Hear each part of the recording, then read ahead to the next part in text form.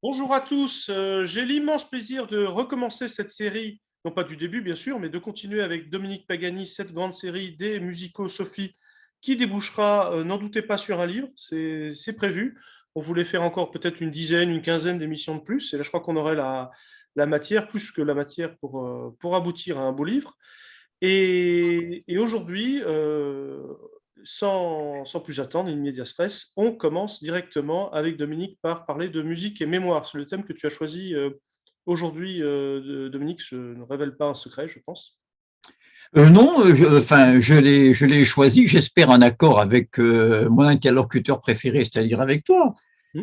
Mais je ne l'impose pas, voilà ce que je veux dire. Mais il m'a semblé que c'était opportun, disons, pour toutes les raisons qu'on va voir au cours de notre séance d'aujourd'hui. Mais d'abord, il faut quand même saluer notre public, hein, et ça fait du bien de le retrouver. J'espère que ça lui fait un peu de bien de nous retrouver aussi. Mhm. Voilà, j'avoue qu'on s'est disputé souvent, Émeric et moi, pour savoir à qui c'était la faute de cette suspension, chacun revendiquant que c'est de sa faute à lui et non pas la faute de l'autre. Mhm. Mais enfin, voilà, non, non, allez, parlons plus de tout ça.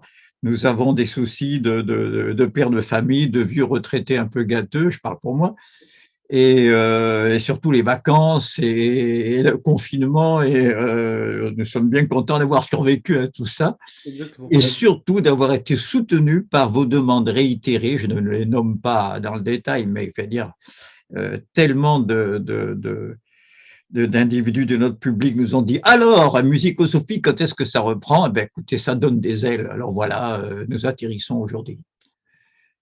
On Oui, décolle musique, peut-être, mais oui. oui, oui, où on décolle. Musique et mémoire. Alors, euh, musique et mémoire, sans plus tarder, parce qu'on a perdu assez de temps comme ça, je voudrais placer,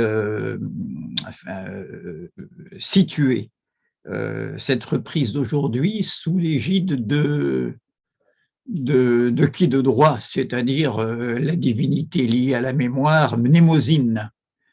Bon, pas besoin d'être un grand helléniste pour voir que le radical mnem, n'est-ce pas, qu'on retrouve aussi bien dans amnésie, dans anamnèse, voilà, Mnémotechnique. mnémotechnie, etc. Mais merci. Cela a un rapport avec le fait que nous ne soyons pas toujours entièrement dans l'instant présent, contrairement à ce qu'on croit, Mhm. mais que notre instant présent est comme ça envahi par du passé, et même quelquefois par du futur ou de l'avenir. Je dis ça pour caser une citation que j'aime bien d'un auteur un peu oublié, Julien Green, un romancier qui vaut ce qu'il vaut, mais que j'ai pas mal lu adolescent, et dont je me souviens cette phrase dans Le Visionnaire, je crois, où il dit « L'imagination, c'est la mémoire de ce qui va arriver ». C'était assez bien tourné, n'est-ce pas? Bon, mais revenons ici à la dimension passée, ne nous égarons pas. Donc, je la place sous l'égide, sous la protection de la divinité, je ne dis pas la déesse, vous allez voir pourquoi, parce que elle appartient aux entités qui sont antérieures à l'apparition des dieux, strictement parlant, aux Olympiens, puisqu'elle est, rien que ça, la fille quand même, n'est-ce pas, de Chronos, et ça fait quand même c'est une titanide, c'est pas encore les dieux, c'est les divinités plus primitives, n'est-ce pas, moins apolliniennes. Enfin bref, il y a les citoyens libres ne se sont pas encore séparés des esclaves, hein, si vous voulez parler en termes sérieux. Donc voilà, ça remonte aux archaïsmes, à l'homogénéité du génos, n'est-ce pas, de la horde, du clan. Voilà. Donc Au communisme primitif. Bon, voilà, au communisme primitif, au sens où Engels le développe très bien dans la famille, la société civile. Bon, je précise je cite tout de suite quelques extraits de textes anciens qui situent le personnage. Vous voyez, je commence par, à tout seigneur, tout honneur, Hésiode, n'est-ce pas, un archaïque s'il en fut, n'est-ce pas, à qui nous devons tout de même la mythologie, n'est-ce pas, et puis surtout les travaux et les jours, bon, j'en passe. Mais enfin, il parle ici de Mnémosyne dans sa Théogonie. Hein. Théogonie au vers 76-79, Et pour ceux qui veulent noter, 135, 136, 76, 79, 135, 136, extrait de la Théogonie d'Hésiode. Et il dit ceci, c'est en Pierie, c'est une région qui est près de la ville d'Éleuthère, c'est en Pierie qu'uni au Cronide, entre parenthèses, Zeus, et oui, Zeus est quand même le fils de Cronos. N'oublions pas que pour que les dieux apparaissent, il a fallu que Cronos disparaisse un certain temps.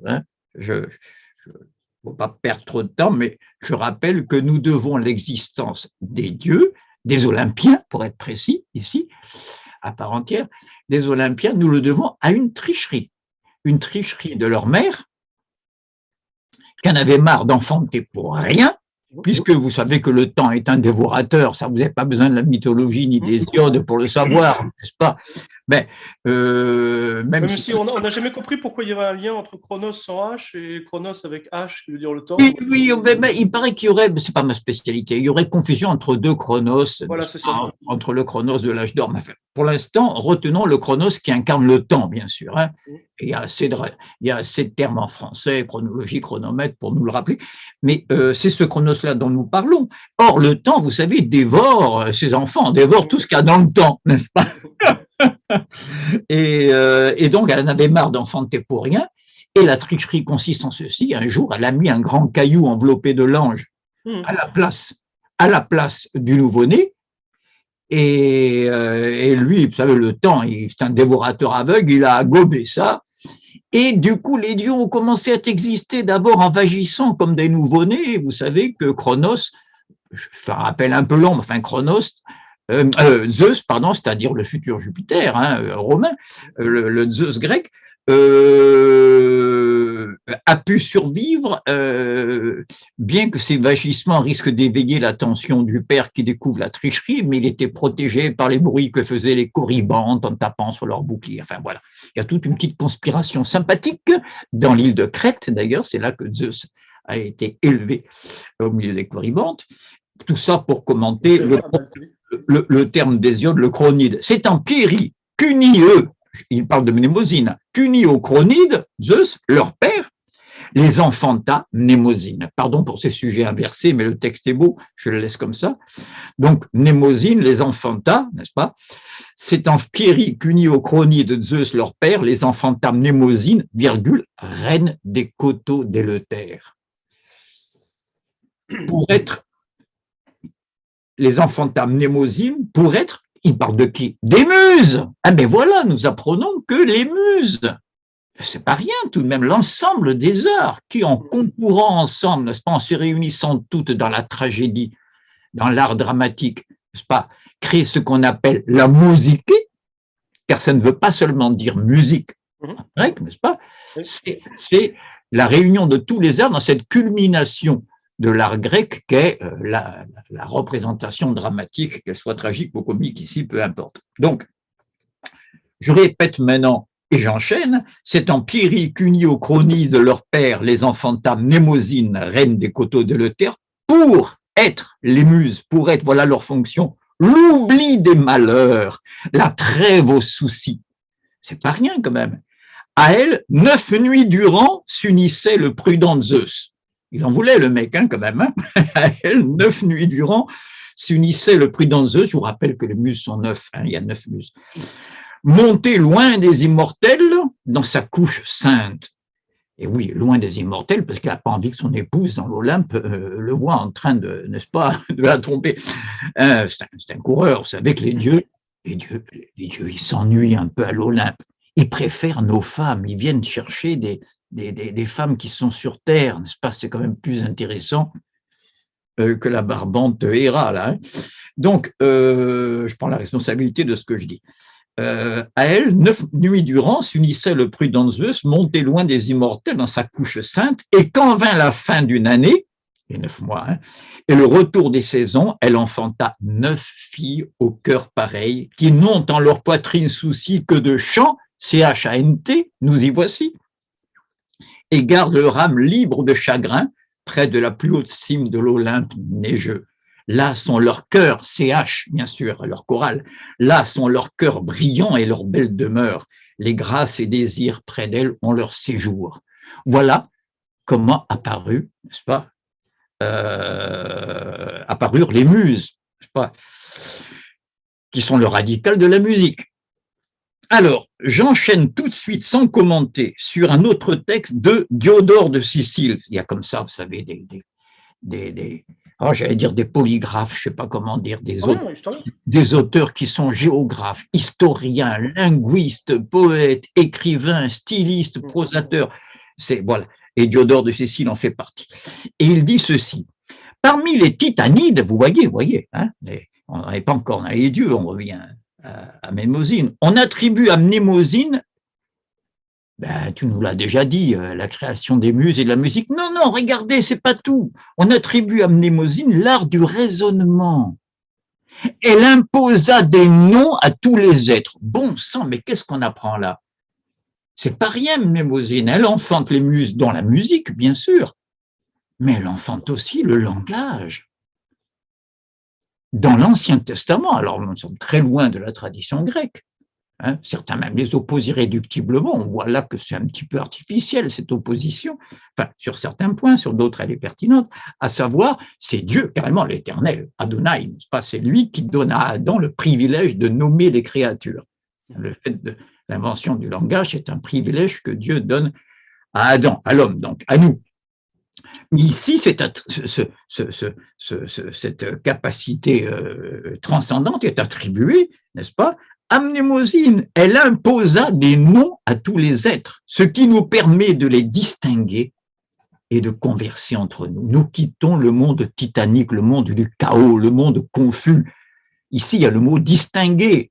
Mais oui, le même que celui de Descartes, n'est-ce pas? Elle imposa des noms, ce qui nous permet de les distinguer et de converser entre nous.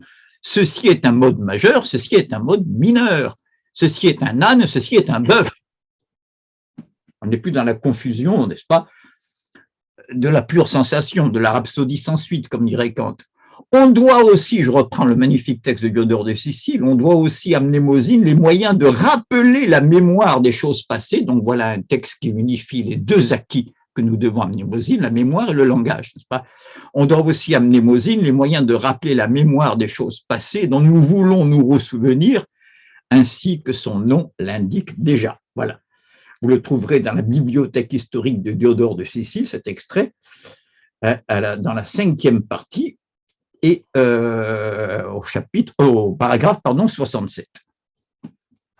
Alors, on va un petit peu, là je vais commencer à commenter.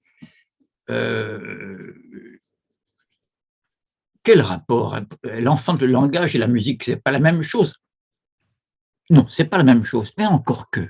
Il faut bien creuser la relation qu'il y a entre les deux. Les deux, pour la plupart d'entre nous, à part que sourds-muets de naissance, mais on y reviendra, qui ont un substitut, les deux nous ont été inculqués par l'oreille. Le langage comme la musique. Premièrement, nous avons appris à parler, n'est-ce pas, grâce au même organe qui nous permet d'être sensibles au son, et donc à la musique aussi. C'est la première chose. La deuxième, ceux qui suivent la bonté et la patience de suivre mes ateliers réguliers depuis quelques années, savent que chaque fois que je reviens à la nature et à l'origine de la philosophie, donc disons la séquence par laquelle on devrait commencer à chaque fois pour trouver un petit peu la cohérence qu'il y en a dans ce que je dis, se rappelle que je finis toujours par conclure cette introduction à la philosophie par le fait que le philosophe occupe une position intermédiaire entre deux extrêmes qui partagent avec lui le fait que le langage soit l'élément premier de leur attention. Je veux dire ces deux extrêmes, le mathématicien et le poète. Ce n'est pas tout à fait la même chose, n'est-ce pas? Mais les deux, n'est-ce pas?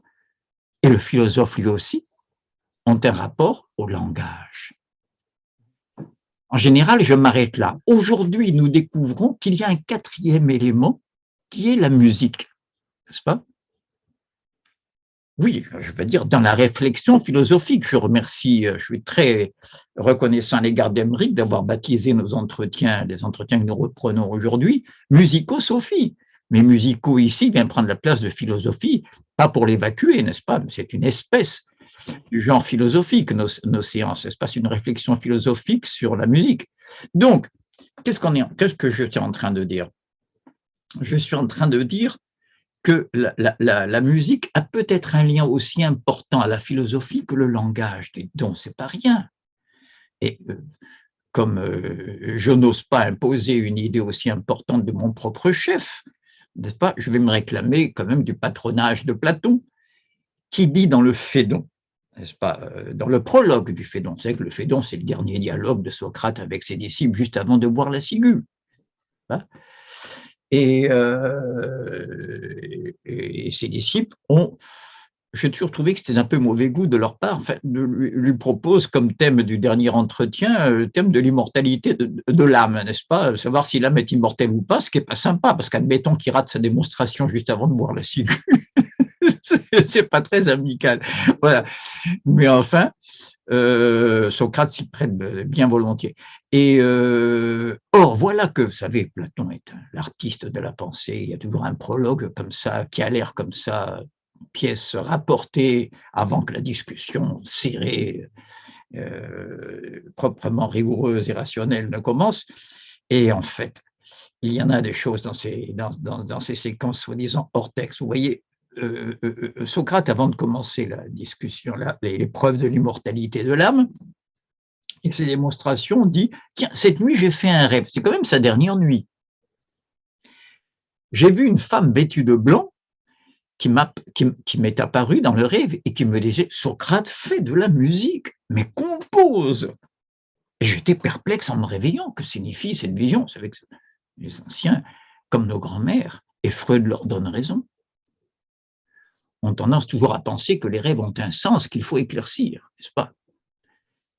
Freud dit que c'est plus profond que le point de vue étroitement positiviste qui dit que le rêve, c'est un déplacement d'hormones, d'enzymes, n'est-ce pas, une contingence, voilà.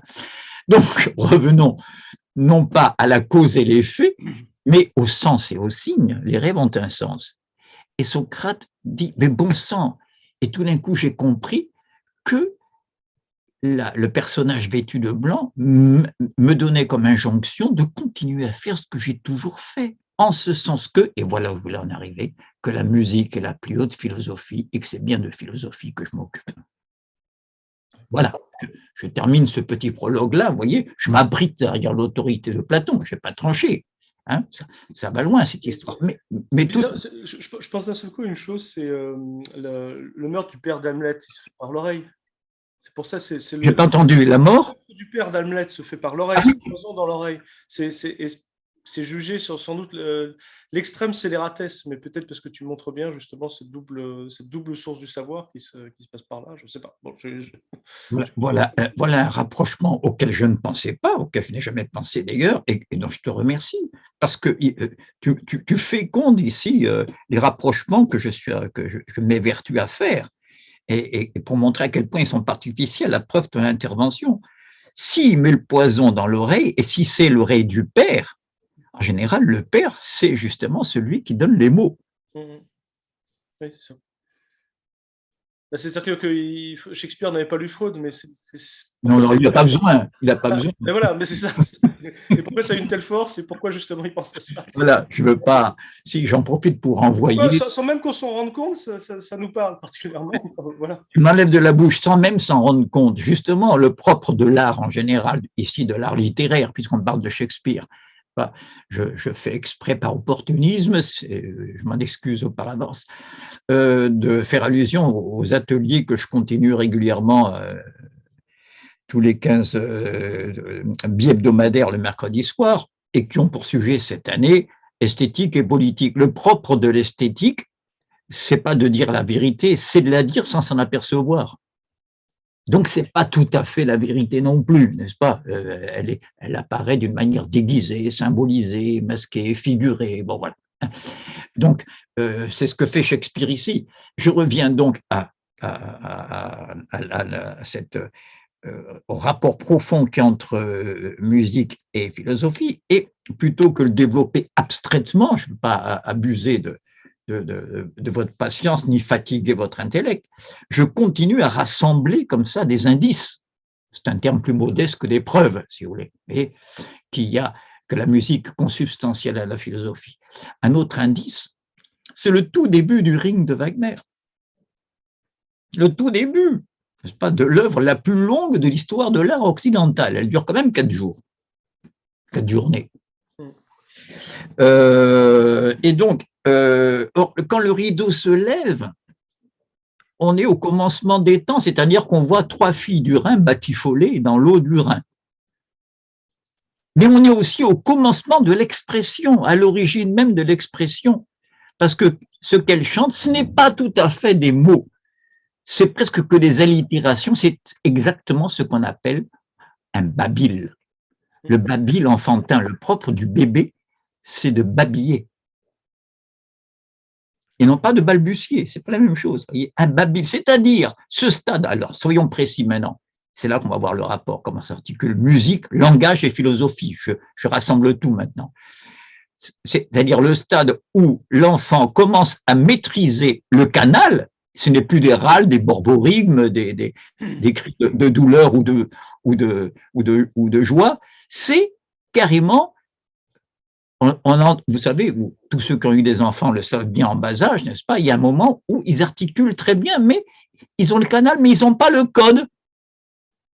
Ils articulent des sons d'une manière mélodieuse, etc. Et c'est pas dans la langue, c'est exactement ce que font les filles du Rhin. Vaille, d'où vogue, d'où velle, etc. Vogue, des allitérations autour de la notion d'onde, ou velle, wave en anglais, n'est-ce pas?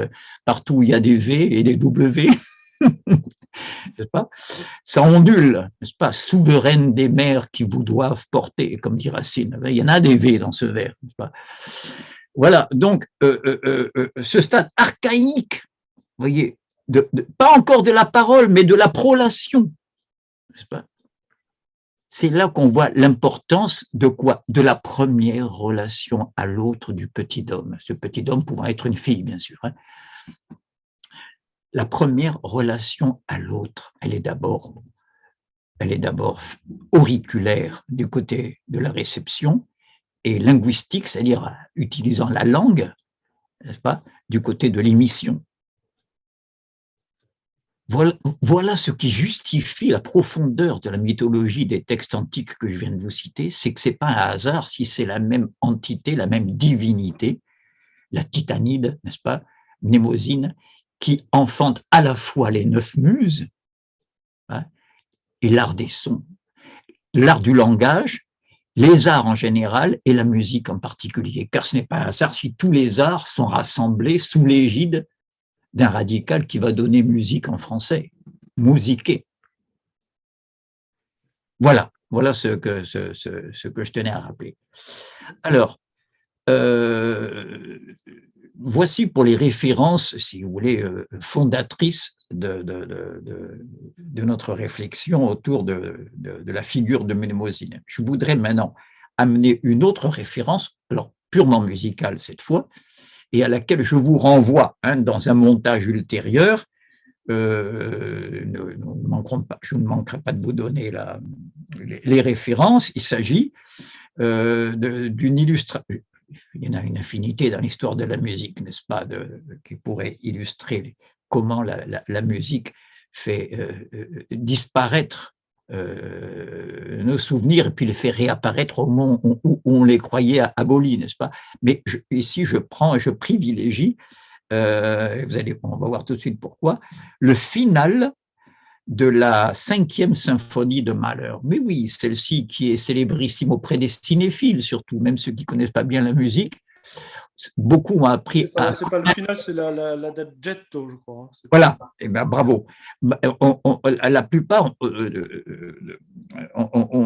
de ceux qui ne connaissent pas l'œuvre de Mahler ont appris à la découvrir grâce, merci le cinéma, à travers ce film qui utilise non pas le mouvement dont je vous parle, mais celui qui le précède. Le mouvement lent, l'adagietto, petit adagio, mot à mot, hein, adagio, c'est toujours un mouvement lent, n'est-ce pas?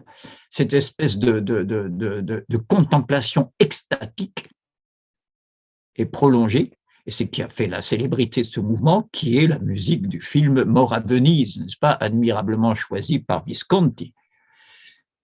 L'aristocrate rouge, dans Mort à Venise, n'est-ce pas, esthétique. Mais moi, je ne vous parle pas justement de ce célébrissime Adagietto, mais de ce qui lui succède, son final. Pourquoi? Parce que vous allez y retrouver votre Adagietto, notre Adagietto, n'est-ce pas? Le retrouver, mais là où on s'y attend le moins.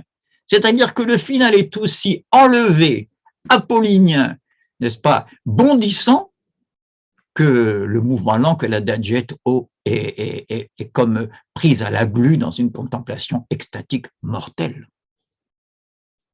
Mortelle. D'ailleurs, ça commence par un Trauermarsch, hein, la marche funèbre, en fait. Hein, exactement. D'une part, Trauermarsch. Trauer, c'est le deuil en allemand, bien sûr. Hein. Mais en plus, et j'ai remarqué que beaucoup de ceux qui ont vu le film ne se souviennent pas, puisqu'on parle de la mémoire aujourd'hui, que tout début dans le générique du film, il y a une citation de Rilke, mais qui passe tellement vite que beaucoup ne s'en souviennent pas. Le beau est le premier degré du terrible. Donc cet Adagietto est mortel. Vous savez comment se termine Mort à Venise, par la mort du personnage principal qui meurt en pleine contemplation. C'est bizarre de Baudelaire, cette diffusion du Blo comme quelque chose de triste jusqu'au terrible. Il y a tout le 19e siècle qui a creusé, là, entre-temps. Justement, merci d'anticiper sur là où je veux en venir. Vous doutez bien que je ne suis pas dans la pure esthétique, c'est-à-dire dans l'esthétisme. Hein. Quand on est dans la pure esthétique séparée des autres déterminations, c'est qu'on est dans l'esthétisme, ce n'est pas tout à fait mon genre. C'est pour en arriver tout au contraire au sérieux de l'histoire et de la praxis, hein, que je développe tout ça.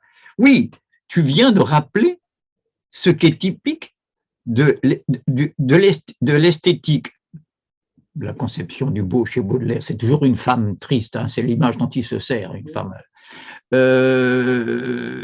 Mais pas seulement, au travers de cette esthétique moderne, que j'oppose ici à l'antique, hein, tout simplement, comme le romantique s'oppose au classique, si vous voulez, en gros, hein, se conjugue une forme moderne de la mémoire par rapport à une forme antique de la mémoire. Et c'est précisément, c'est abstrait ce que je dis, mais ça va le devenir concret grâce à Mahler, c'est précisément ces deux formes de mémoire qui sont synthétisées d'une manière magistrale dans ce final. À quoi je fais allusion? Maintenant, je vais être plus précis et donc plus clair. Ce final, encore une fois, commence par une espèce de, comme un réveil heureux, hein, une sonnerie de corps, comme ça, comme un appel, comme ça, il faut se réveiller, c'est l'heure, il fait beau, les oiseaux chantent, c'est le printemps, et une petite introduction, et très rapidement s'enclenche une fabuleuse fugue. Nous sommes à l'opposé de la contemplation extatique, dans lequel se dilue même la notion presque de forme et de construction. Apparemment, hein, tout ça est admirablement maîtrisé, même la destruction de la forme est admirablement formalisée, hein, bien sûr, composée. Mais enfin, je veux dire, ici, la fugue, c'est le contraire. Or, la fugue, ça connote l'Ancien Régime, n'est-ce pas? La fugue, c'est par excellence la forme de la musique qu'on appelle baroque aujourd'hui, qui est la musique ancienne, disons, au sens de l'Ancien Régime, n'est-ce pas? Et or, qu'est-ce que c'est que la fugue? Comme cas particulier de quoi? Du contrepoint, ou encore, tout ça, je ne vous embrouille pas, c'est la même chose, hein, avec des appellations différentes selon la plus ou moins grande extension, la musique en imitation. Tout le monde connaît Frère Jacques, ben voilà, hein, je veux dire, il y en a un qui commence, puis il y en a un autre qui imite ce qu'il vient de faire, hein, c'est pour ça, une musique en imitation, c'est ça le contrepoint. C'est une poursuite entre plusieurs lignes mélodiques, n'est-ce pas, qui ne cessent de quoi? De se rappeler l'une l'autre. Voilà la mémoire. C'est un challenge, un fabuleux challenge, la fugue, pour un défi à l'oubli, n'est-ce pas? Pour montrer qu'on peut à chaque instant se rappeler tout ce qui a été dit, n'est-ce pas, et le varier. Donc, cette fugue semble nous délivrer à jamais des miasmes, si vous voulez, de l'adagietto, de la mélancolie, de la mémoire moderne trouée, hein, qui ne sait même plus quel est l'objet de son aspiration, n'est-ce pas?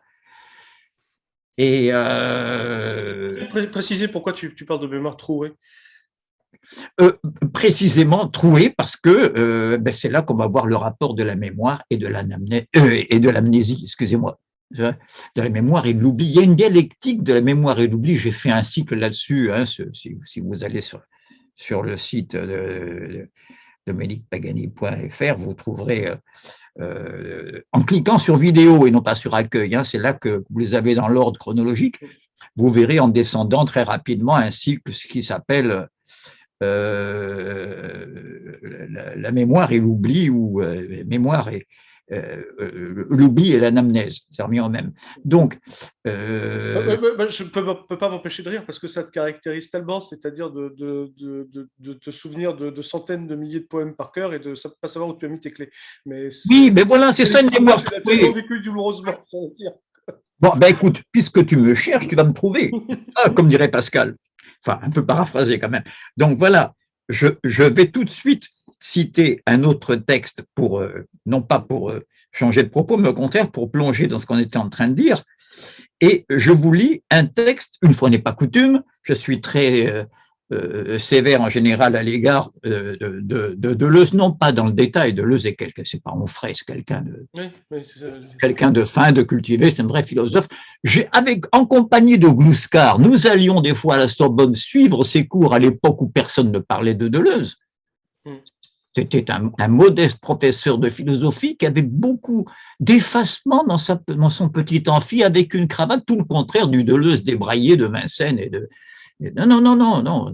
Alors là, c'est le contraire, n'est-ce pas? C'était avant que 68 lui donne les ailes de la contre-révolution. Et avant Guattari aussi, je crois. Voilà, on y est. Donc, bref, c'était un excellent prof. Il faisait un cours sur la philosophie critique de Kant que je me permets de recommander au PUF, hein, oui, PUF.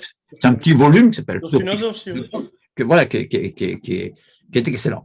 Donc, or ici, il parle de quoi? Il parle d'un symptôme qu'on trouve chez Dostoïevski précisément. Et là, je réponds à ta question, ça veut dire quoi mémoire trouée? Je réponds par ce texte de Deleuze, n'est-ce pas? Alors, c'est extrait des conférences de Deleuze, hein, vous avez ça sur le net, bien sûr, c'est celle qui a pour titre « Le peuple qui manque hein ». Qu'est-ce que l'acte de création? Voilà la question qu'il pose. Dans les personnages de Dostoïevski, il se passe une chose assez curieuse très souvent. Généralement, ils sont très agités, hein, c'est un style oral, hein, bien sûr.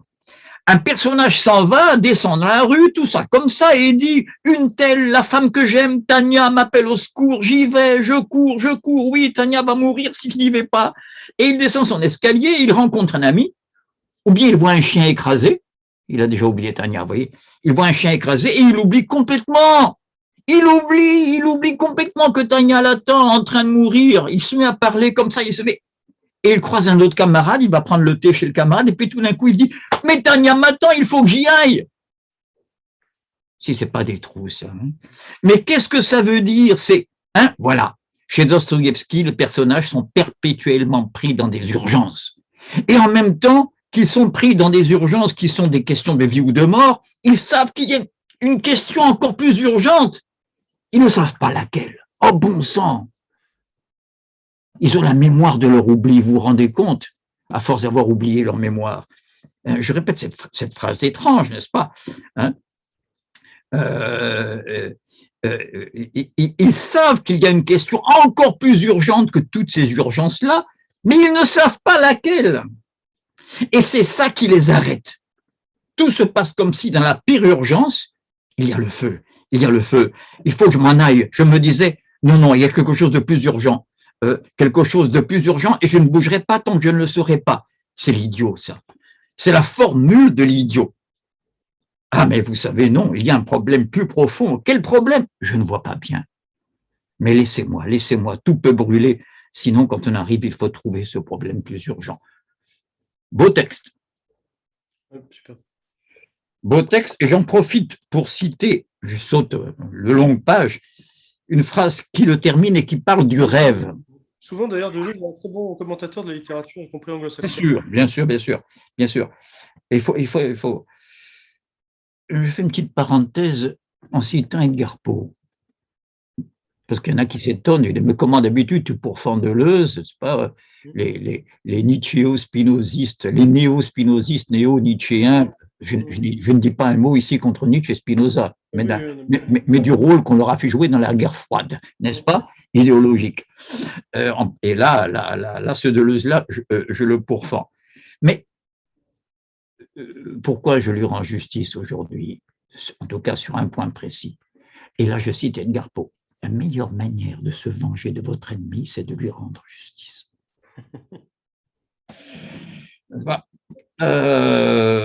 Oui, il parle du rêve.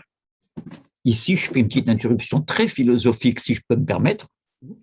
Quand vous parlez de l'imaginaire, comme notion la plus extensive, parce qu'elle contient l'imagination proprement dite, mais aussi la mémoire, mais aussi le rêve, je m'explique.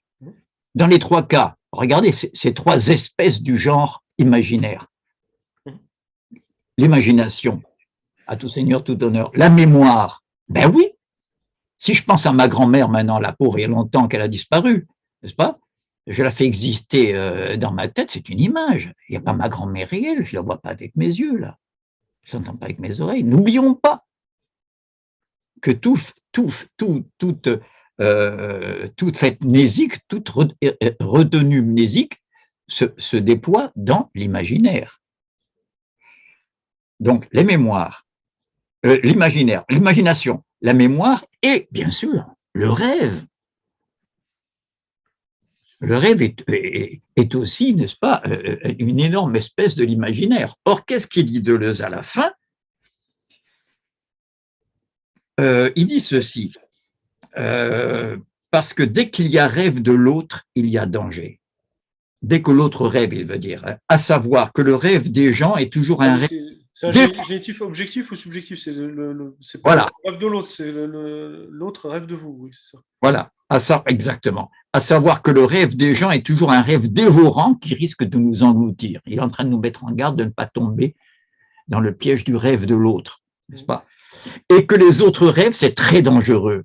Et que le rêve est une terrible volonté de puissance. Très intéressant. Et que chacun de nous est plus ou moins... Freud n'arrête pas de dire que dans le rêve... d'un fantasme. Enfin. Le ça est d'un cynisme, le ça n'a aucune norme morale. En rêve, je peux m'amuser, je peux rêver, par exemple, que j'égorge des enfants. N'est-ce pas?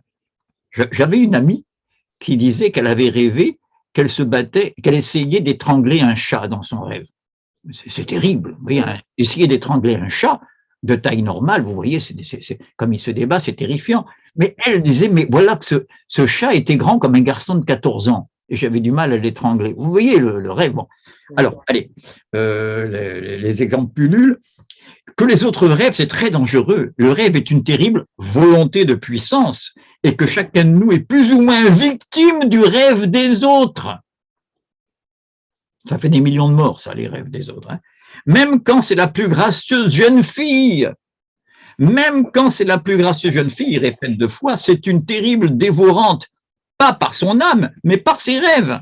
Méfiez-vous du rêve de l'autre, parce que si vous êtes pris dans le rêve de l'autre, et je termine là-dessus la citation, vous êtes foutu. Voilà. Alors ça, c'était pour répondre à ta question sur les trous. Je vois bien ici le personnage de Dostoïevski, bon sang, j'ai une urgence, mais je ne sais plus, il y a une urgence qui est plus importante que toutes ces urgences, qui est plus urgente, mais laquelle, et je ne sais plus. Voilà. Ça, c'est typique du héros moderne. C'est le contraire du contrepoint. C'est pour ça que je disais tout à l'heure, vous comprenez mieux maintenant qu'une fugue, c'est un extraordinaire challenge contre l'oubli. C'est un défi à l'oubli. Il faut une maîtrise, n'est-ce pas, du cerveau du compositeur pour concourir, c'est le cas de le dire, composer plusieurs voix ensemble, surtout quand c'est une fugue à 2, 3, 4 voix, comme faisait Bach. N'est-ce pas? N'oublions pas qu'il lui arrivait de faire des fugues avec une voix au pédalier, donc il fait une voix avec les pieds en plus. Pas seulement avec ses deux mains sur les claviers de l'orgue, mais en plus en ajoutant avec ses pieds celle du pédalier.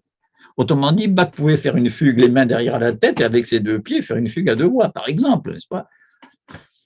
Donc là, c'est tout le contraire de l'oubli. Il faut avoir présent à l'esprit chaque détail, n'est-ce pas, de ce qui précède. Et c'est l'intégration de la communauté. Voilà. Alors, voilà. Organique, hein, c'est sûr. Hein. Voilà, c'était l'époque où il y avait, et c'est pour ça que les nostalgiques de l'Ancien Régime, ça leur plaît tant, n'est-ce pas, qu'il y avait une place pour chaque chose et chaque chose à sa place. N'est-ce pas? Mais la notion de place elle-même, il y a très beau développement là-dessus dans Spinoza, pris par Lacan d'ailleurs, ça veut dire quoi que ce portable ou bien ce clavier est à sa place? Pour qu'il y ait une place, il faut qu'il y ait eu un sujet qui a mis de l'ordre quelque part. N'est-ce pas? Il n'y a pas de place en soi, n'est-ce pas? Je vous renvoie ici. Je tiens à cette densité philosophique, je m'excuse de vous demander un effort d'abstraction, mais vous voyez, Platon et Aristote se sont escrimés à essayer d'éclaircir les mystères de ce qu'on appelle en grec la chora, le lieu. Le lieu, n'est-ce pas?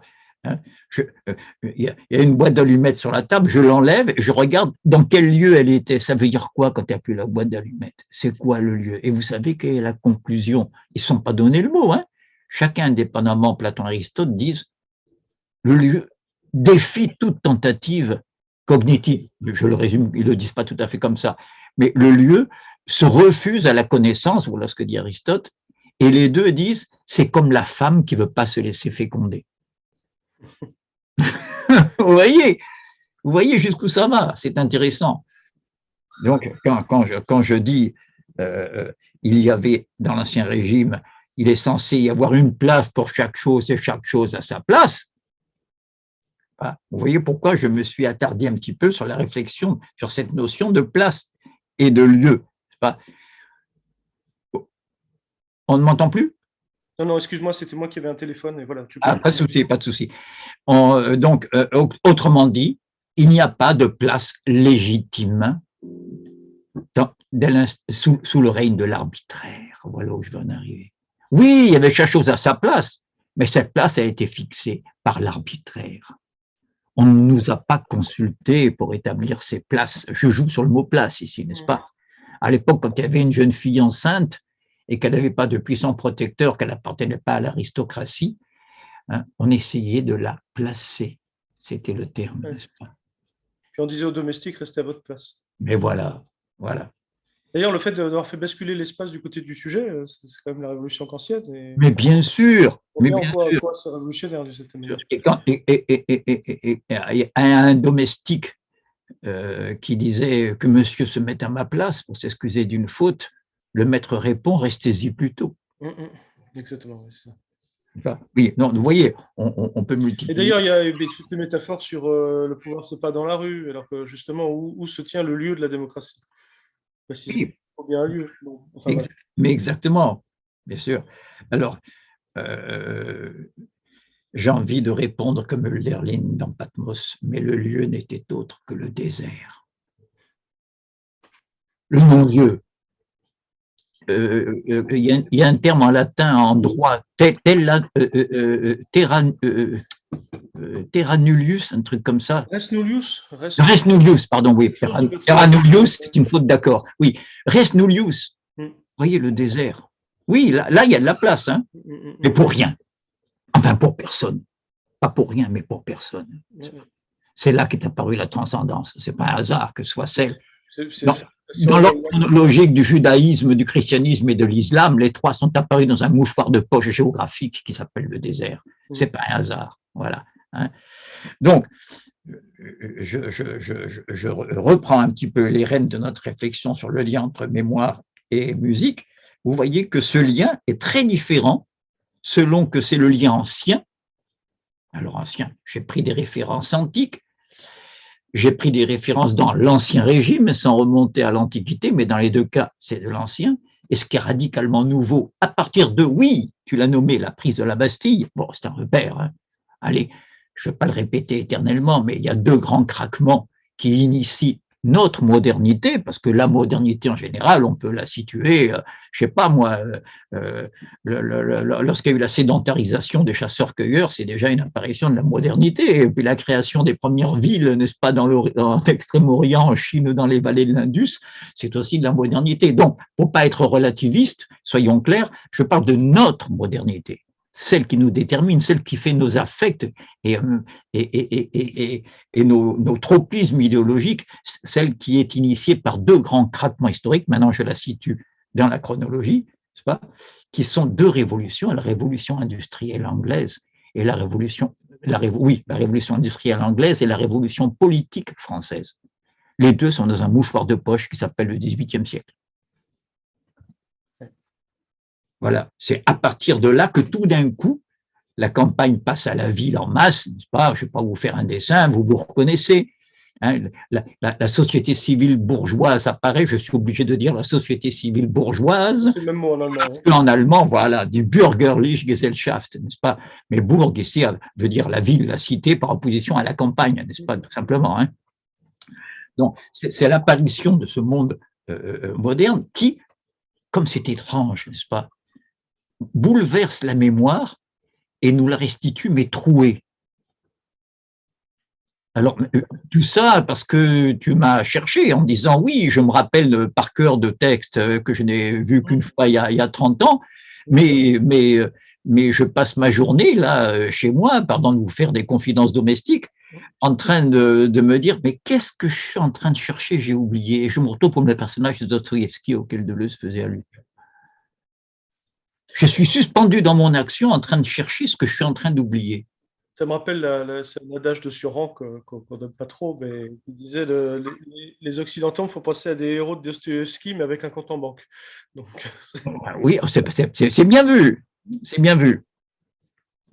Mais même si, en l'occurrence, le compte en banque peut parfois ne pas être si rempli que ça. Mais on n'en est pas au point des personnes de il ne faut pas confondre la classe sociale dans laquelle où on peut ranger quelqu'un, ou lui assigner.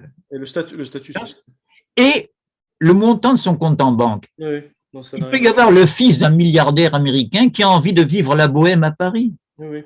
Et qui fait la manche au carrefour Saint-Germain-Saint-Michel, pourquoi pas? Il est à fond dans la classe des maîtres. C'est un petit maître. Mais la différence entre genre de vie, style de vie. Oui. Voilà. Je vous renvoie à la différence qu'établit Guskard, très importante, entre mode de vie et genre de vie. Oui. Genre de vie. Voilà. Donc, je reviens à mon final de la 5e symphonie, qui va nous servir ici de guide pour retrouver les deux mémoires dans le même mouvement musical. C'est là que c'est intéressant. Donc, il y a cette fugue apollinienne. On dirait que Mahler, c'est très rare chez Mahler, hein, la phase apollinienne. C'est un déprimé, Mahler. Vous savez, il y a 3 grands postes wagnériens, 3 immenses symphonistes, n'est-ce pas? Au point qu'on est presque allé trop loin, n'est-ce pas? Juste après Wagner, il y a une espèce d'enflure démesurée de la machine orchestrale, et un des effets des avant-gardes qui vont briser avec cela, Schoenberg, sans même parler de Webern qui le pousse à l'extrême, il faudra revenir à des œuvres extrêmement courtes, raréfiées, avec très peu d'instruments. Voilà, hein, il y a des morceaux de Webern qui durent quelques secondes, et là, je vous parlais de la tétralogie qui dure 4 jours pour prendre des extrêmes. Oui, c'est ça. Voilà. Alors les symphonies de Mahler, elles n'en finissent pas. Le temps qu'on joue une symphonie de Mahler, c'est le temps qu'il faut pour jouer 3 ou 4 symphonies de Haydn, hein, n'est-ce pas? Qui en a fait 104. Bon, voilà. Donc c'est des rappels. Mais parmi les 3, il y en a un qui est dionysiaque, c'est Richard Strauss, n'est-ce pas? Si vous avez un coup de blues, ne manquez pas d'écouter une bourrasque de Richard Strauss, n'est-ce pas? C'est comme les pastilles Valda, hein, va mal, Valda va bien, c'était la publicité. Et puis il y a Bruckner qui est un petit peu un Schubert, un contemplatif, un peu effacé, un peu timide, mais qui aurait hérité, à la différence de Schubert, de la machine orchestrale post-wagnérienne. La possibilité de jouer aussi. Voilà, mais très, très contemplatif. très peu dramatique, beaucoup plus lyrique. Et puis, il y a le déprimé des trois, le plus déprimé, le plus névrotique, n'est-ce pas? Tout ça n'a rien de péjoratif, n'est-ce pas? Le plus torturé, Malheur, n'est-ce pas? Et voilà que dans ce final-là, je choisis, une fois n'est pas coutume, un malheur apollinien, bondissant, délivré. Peut-être qu'il a fallu plonger dans cette contemplation mortelle de l'adagietto, n'est-ce pas? Pour tout d'un coup jubiler de retrouver la vie, la vraie vie, la vie vitale. Bon. Quelque part, on retrouve un peu un schéma qui était celui de l'Ancien Régime. C'est vous pouvez déprimer, mais il faut terminer sur une note légère. Oui, c'était même une règle de la forme sonate. Le final doit toujours, on doit toujours laisser le public, non pas sur l'état d'âme que nous lui avons imposé pendant le mouvement lent, en creusant une mélancolie qui ne cesse de pointer tout au long de la fin de l'époque classique, mais brisé avec cette menace mélancolique par en général, les finales sont des rondeaux avec un refrain, et ils sont assez dansants. Voilà. Je rappelle, je l'avais déjà signalé une autre fois dans Musicosophie très rapidement, qu'il y a une exception vertigineuse quand on y pense, c'est Mozart dans la fameuse 40e symphonie, celle que tout le monde connaît sans même savoir que c'est Mozart, parce qu'elle a servi de jingle dans les iPhones, les Samsung et je ne sais pas quoi, n'est-ce pas? Tadadam, tadadam, tadadam, voilà. Oui, cette même-là se termine par un final qui est une course à l'abîme, une espèce de chasse à courre, n'est-ce pas, où on ne sait plus qui est le chasseur et le gibier, et qui se termine en catastrophe sur un accord mineur. Il n'a même pas la délivrance de l'accord majeur, n'est-ce pas? Voilà, je laisse ça de côté. Je reviens à mon final de la 5e symphonie. Il y a donc ce magnifique, cette magnifique fugue, pardon, je viens de rater mon, voilà. Et je le dis, pour ceux qui nous écoutent, pour que ce soit quand même moins abstrait, le lien, je vous donnerai le lien de l'enregistrement que j'ai retenu pour qu'on ait les mêmes repères, n'est-ce pas? Parce que j'ai séquencé un petit peu ce final pour vous. Je m'y suis efforcé. En tout cas, il s'agit de l'interprétation par Bernard Haitink. J'ai pris exprès une interprétation dont la prise de son est exceptionnellement bonne, techniquement, pour pas que, vous voyez, l'intelligibilité de ce que j'essaye d'avancer soit obérée par des défauts d'enregistrement, parce qu'il y a de fabuleux interprètes, mais qui sont très mal enregistrés dans les années 30, 40, 50, etc. Là, c'est parfait, transparent. Donc, Haitink est un immense chef. Et en plus, n'est-ce pas, le Concertgebouw d'Amsterdam a une vieille tradition malheurienne, n'est-ce pas, voilà. Sinon, je vous le dis rapidement, il y a des versions de référence comme Bruno Walter, je le mets en tête, bien enregistré aussi avec Chicago, Bruno Walter qui a été l'élève de Mahler. N'oubliez pas. Voilà, ici, je vous propose donc les versions de Bernard Haitink, H-A-I-T-I-N-K, n'est-ce pas? Et si vous avez comme il l'a interprété plusieurs fois, c'est une version concert en direct que je vous propose, dont le lien sera donné dans la mise en ligne. Or, vous avez le réveil dont je vous ai parlé, le coup de corps comme ça, et à 1h03:57, vous voyez la dimension de la symphonie. En général, une symphonie de Haydn, ça dure 25 minutes maximum. À 1h03:57 commence la fugue dont je vous parle. Et à 1h06,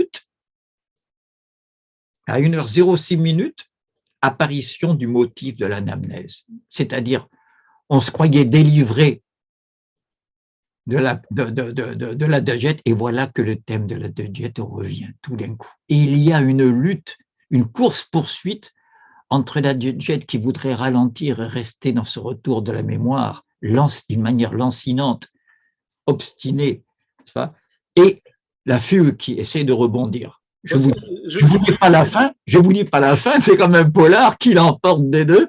C'est à vous d'écouter cet extrait. Pardon, je t'ai coupé. Non, je dis peut-être une bêtise, mais tout ça, c'est quand même un acquis de Beethoven, c'est cette modernité. Bien sûr.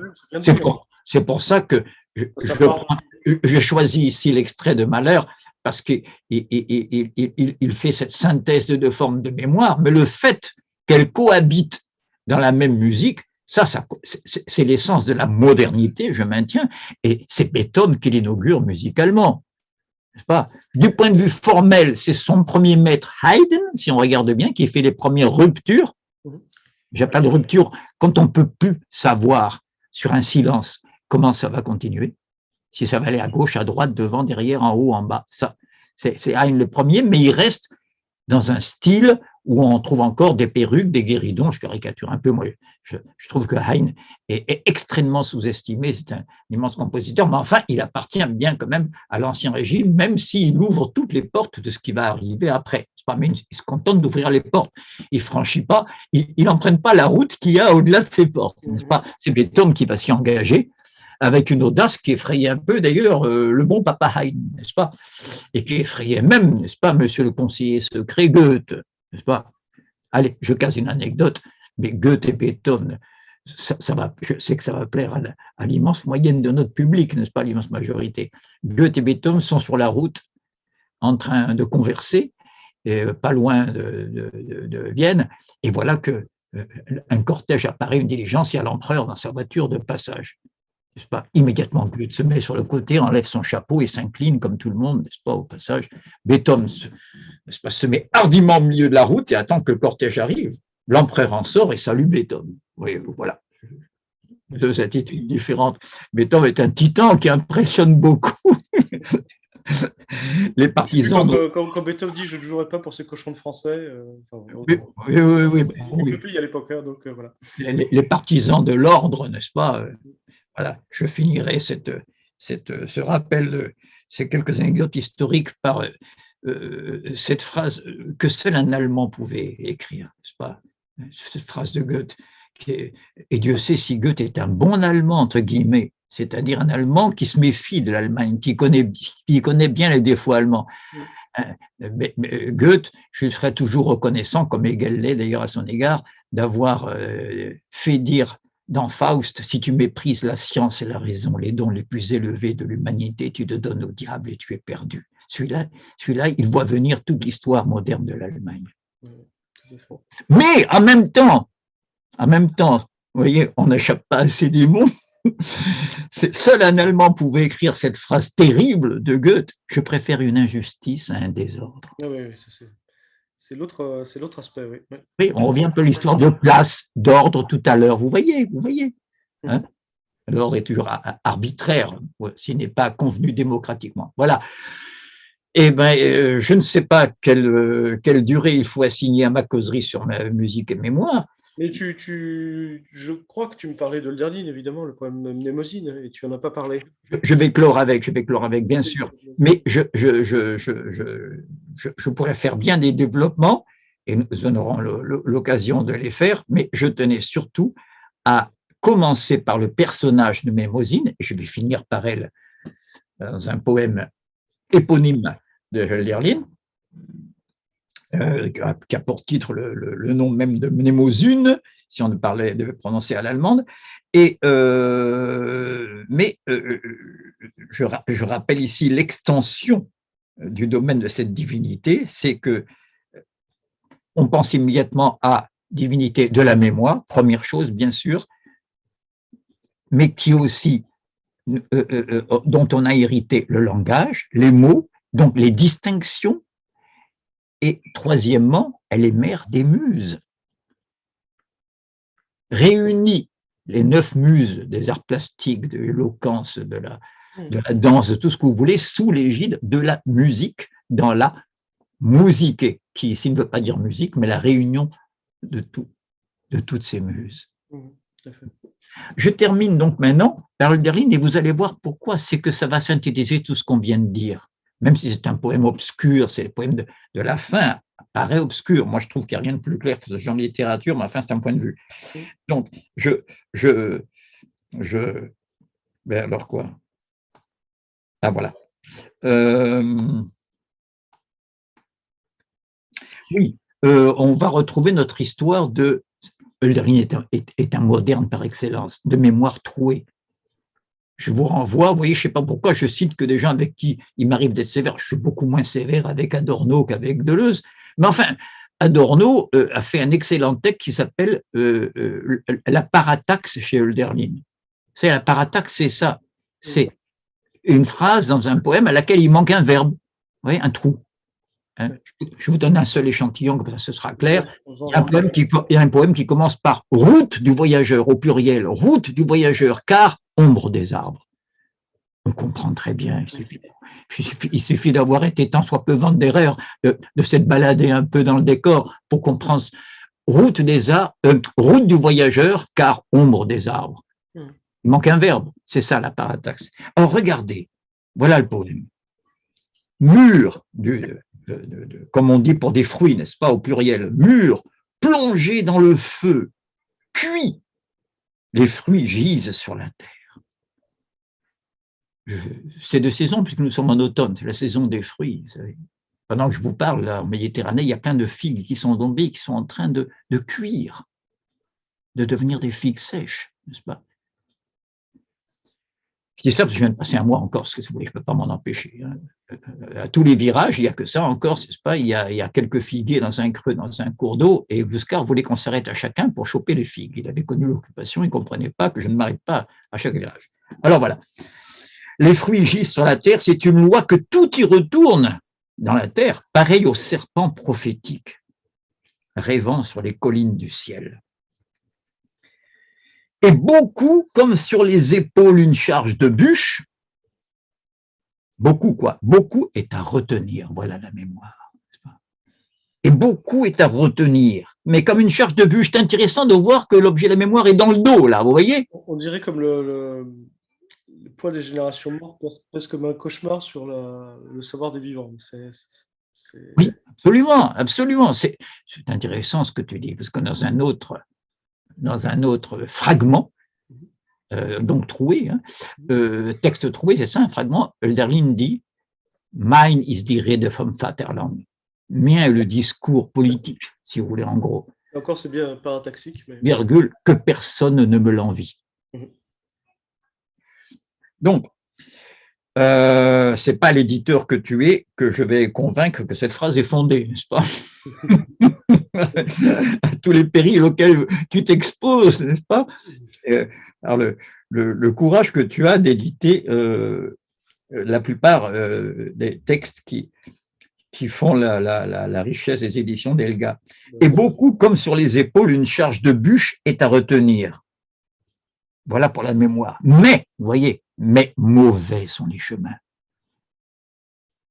Et de travers, comme des chevaux sauvages, ils vont captifs des éléments et les antiques lois de la terre. Vous voyez comment on revient à Mnémosyne et au Titanide.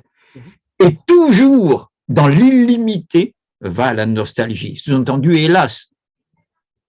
Pas. Je suis le texte allemand en même temps et ils disent la nostalgie, parce que moi j'ai une nostalgie dans le texte allemand. Toi, tu as quoi? Une nostalgie. Oui, une nostalgie. Oui, non, mais il y a plein de... Ins Ungebundene geht eine Sehnsucht. Oui, mais il y a des traductions qui disent « toujours dans l'étendue sans frein va un souhait ». Oui. Pourquoi pas? C'est le nom lié. Oui. C'est pas à toi que je vais apprendre à quel point Sehnsucht est difficile à traduire en français, n'est-ce pas? Puisque Sehnen déjà est le désir de longue aspiration. Enfin, voilà, ne nous égarons pas. Ou la saudade portugaise. Mais... Voilà, et toujours dans le sans limite, mot à mot, hein, va le désir. Hein. Le délié, oui. Voilà, le désir. Mais beaucoup est à retenir. Un deuxième mais qui vient faire la négation. Mais et c'est le même verbe hein, que par rapport aux bûches d'avant. Voilà, revenir, on revient à la mémoire. Mais beaucoup, c'est parce que justement on est tenté par l'infini qu'il faut résister, n'est-ce pas? Et rester fidèle. Voilà le mot-clé, n'est-ce pas? Mais beaucoup est à retenir. Et nécessaire la fidélité. Comment voulez-vous qu'il y ait fidélité sans mémoire? Fidélité, foi, fides en latin. Tout ça, c'est le même radical. Le plus fidèle, c'est celui dont la mémoire remonte le plus loin.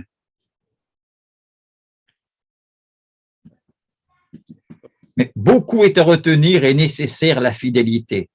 Mais en avant, en arrière, nous ne voulons pas voir, mais nous laisser bercer comme un canot vacillant sur la mer.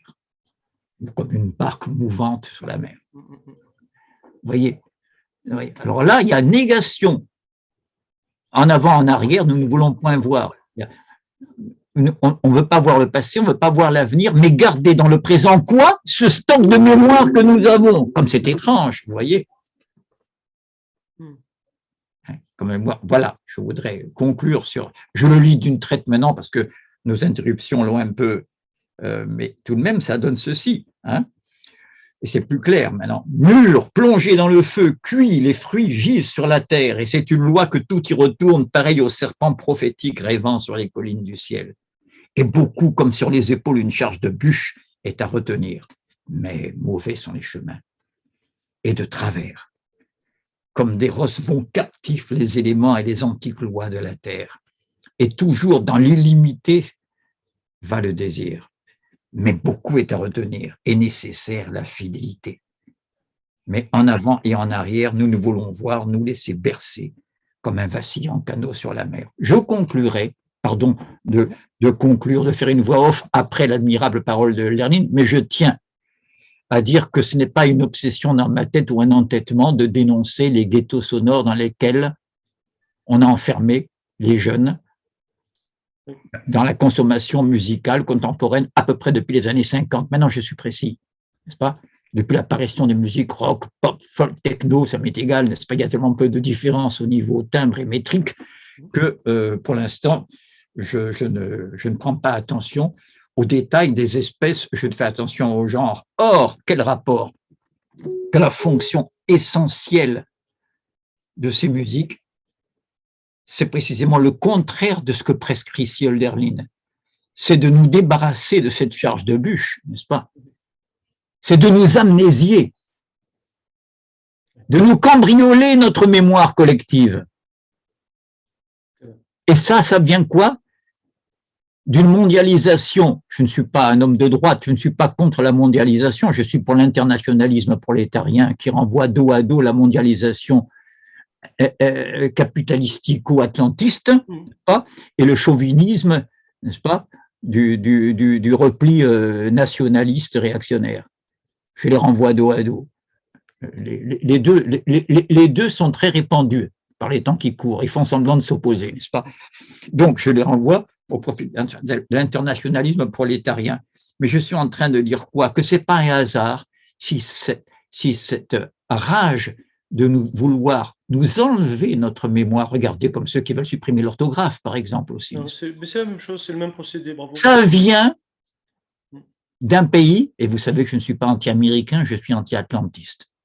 J'ai le culte de beaucoup d'Américains, à commencer par ceux dont la couleur est un peu sombre. Je pense à Clifford Brown, à Charlie Parker, non, mais je veux dire, mais aussi bien, vous voyez, un réactionnaire comme Edgar Poe est un immense écrivain, et je ne vais pas faire la liste de tous les immenses écrivains américains, mais ce n'est pas un hasard si ça vient d'un pays où la mémoire est extrêmement récente historiquement. Voilà où je veux en arriver. Cette rage de nous enlever notre mémoire collective vient d'un pays qui voudrait, n'est-ce pas, américaniser la planète, mais uniquement dans ce sens. Si c'était pour lui donner à la planète le niveau de vie de la Californie, ma foi, moi, j'aurais rien contre. Hein. Non, c'est pas ça. Non. C'est de vouloir communiquer ce qui est précisément son point le plus faible. C'est l'amnésie que cet État-nation, là je ne parle pas du peuple, des peuples qui constituent les États-Unis, et dans lequel le meilleur et le pire se côtoient. Ce serait idiot d'en faire le procès dans un sens ou dans l'autre. Mais par contre, l'État-nation, qui commence par un groupe d'esclavagistes, les Washington et les pères fondateurs, n'est-ce pas, et les Franklin et compagnie, qui étaient tous possesseurs d'esclaves, ça commence tout de suite par une amnésie. Voilà où je reviens à mon sujet d'aujourd'hui. Et voilà pourquoi il nous donne une musique dont la métrique, n'est-ce pas, comme les barreaux d'une prison, n'est-ce pas, la régularité des barres de mesure, n'est-ce pas, est là pour nous dire oubliez quoi? Là d'où nous venons, la vieille Europe, fallait-il qu'ils soient incroyablement réactionnaires, ceux qui ont embarqué dans le Mayflower, le bateau qui a emmené les premiers Pilgrim Fathers, n'est-ce pas, les pères pèlerins fondé les États-Unis au XVIIe siècle. Fallait-il qu'ils soient réactionnaires pour fuir? Pourquoi? Parce qu'ils trouvaient que la Hollande protestante était encore pas assez puritaine. Oui, c'est sûr. N'est-ce pas?